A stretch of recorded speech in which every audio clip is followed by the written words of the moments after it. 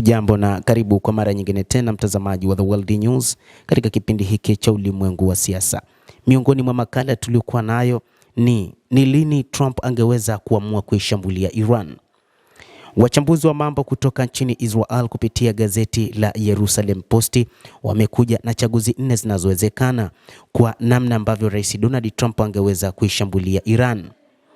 Rais Donald Trump anapambana na uamuzi ambao unaweza kuwa mkubwa zaidi katika urais wake, huku kukiwa na shinikizo kubwa la ndani na kimataifa na shinikizo linalomsukuma katika mwelekeo tofauti, ikizingatiwa kwamba hakuna mchambuzi katika sayari angefikiri mchezo wa kuingiza Iran bado ungeendelea mwezi wa Februari.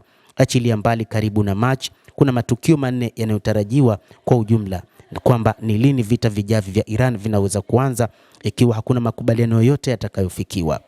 Chaguo namba 1 linatajwa kwamba rais wa Marekani Donald Trump huenda akaagiza shambulizi dhidi ya Iran mnamo Alhamisi.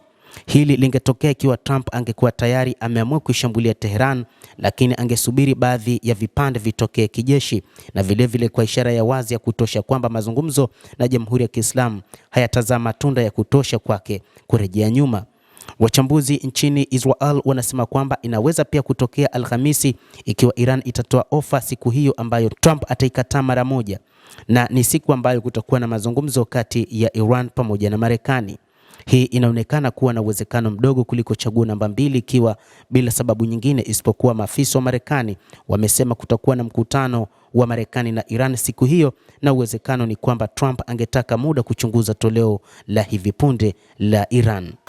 Chaguo namba 2 ni kwamba Trump anaweza kuishambulia Iran mwanzoni au katikati ya wiki ijayo. Hii ndio chaguo linalowezekana zaidi.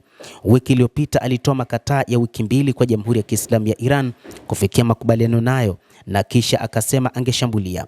Tangu wakati huo, muda huo umepungua na kuzidi kupungua katika taarifa zake, na kulikuwa na afisa mwingine wa Marekani ambaye alibainisha kuwa Trump ni nadra kisayansi kuhusu muda wa mwisho, akitumia mara nyingi zaidi kama kanuni elekezi kufikia anapotaka na kufika anapotaka kufikia.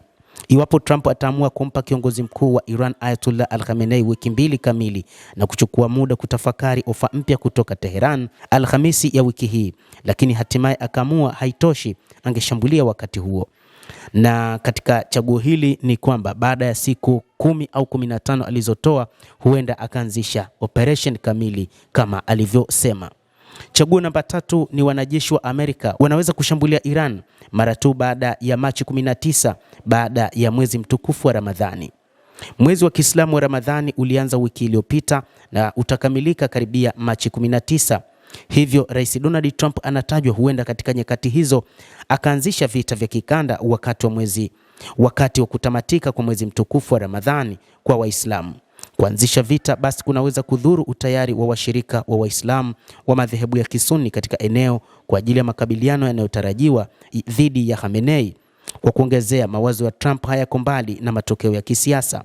Mashambulizi wakati wa Ramadhani yanaweza kuingiliana na simulizi za Khamenei za kikosi cha kigeni kinachojaribu kuivamia Mashariki ya Kati na kuondoa umakini kutoka kwa jinai za serikali dhidi ya watu wake.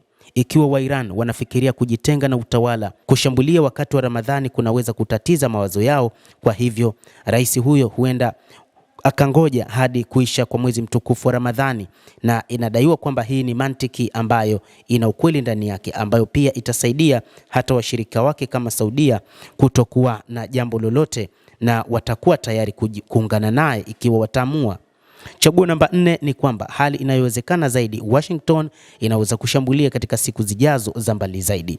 Huu ni uwezekano mdogo kati ya chaguzi hizo 4, sababu inaigharimu Amerika mabilioni ya dola kuweka meli 2 za kijeshi, zaidi ya meli kadhaa za kivita za waharibifu na mamia ya ndege zingine katika Mashariki ya Kati zimekuwa macho kuanzisha vita vikubwa wakati wowote.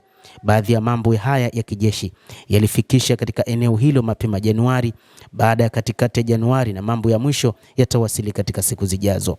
Hakuna wachambuzi wanaoamini kuwa Trump ataweka silaha kubwa kama hiyo katika kipindi cha Machi bila kuitumia kwenda vitani au kuivunja baada ya kufikia makubaliano. Lakini mambo ya kuzingatia ni kama ifuatavyo.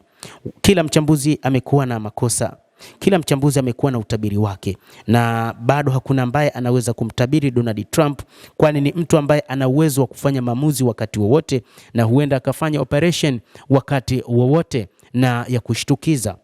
Hata hivyo, Iran ina ustadi mkubwa katika kuandaa mazungumzo, lakini pia katika kujilinda.